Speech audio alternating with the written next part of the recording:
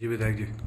देश के यशस्वी प्रधानमंत्री माननीय नरेंद्र मोदी जी के द्वारा ई रिक्शा चालकों को एक सौगात दी गई, क्योंकि पहले रिक्शा पैर से खींचना पड़ता था। बुढ़ापे में वो अपनी रोजी रोटी कमाने में विफल हो जाते थे। उनकी समस्या को देखते हुए एक ऐतिहासिक सौगात देने का काम किया, जिससे पॉल्यूशन भी कम हुआ और ई रिक्शा के कारण वो अपना जो गारा बनाने वाले लोग थे, मकान छीनने वाले थे या रिक्शा चलाने वाले थे, उन लोगों ने ई रिक्शा खरीद करके अपने परिवार को पालने का काम किया। और ये लोग भारतीय जनता पार्टी के लिए एक तरफा माननीय मोदी जी को वोट करने लगे।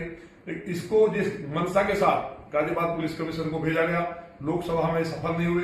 अब ये सोच रहे हैं कि कहीं ना कहीं उपचुनाव में भाजपा का नुकसान हम कर पाए, तो ये किसी कीमत पर बर्दाश्त नहीं किया जाएगा। भारतीय जनता पार्टी की सरकार पूरी तरह से गरीब के साथ है। ई रिक्शा चालकों का जो दमन किया जा रहा है, लाठीचार्ज किया जा रहा है, ये बहुत ही निंदनीय है।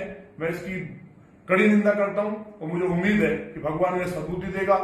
जाम नहीं लगना चाहिए, ये सभी मानते हैं, लेकिन इसके लिए ट्रैफिक पुलिस है, इतनी भारी संख्या में पुलिस है, चौराहे पे खड़ी है, उसकी व्यवस्था बनाने का काम पुलिस को करना चाहिए। लेकिन वो केवल मोबाइल में व्यस्त रहते हैं, क्योंकि वायसराय साहब बाहर निकलते नहीं है। तो ये दुर्भाग्य है। गाजियाबाद में अपराध जो बढ़ा है, आज तक के इतिहास में इतना अपराध नहीं हुआ, उससे ध्यान हटाने के लिए ये निर्णय लिया है, जिससे कि मीडिया और जनता का ध्यान ऑटो रिक्शा आंदोलन पर जा सके।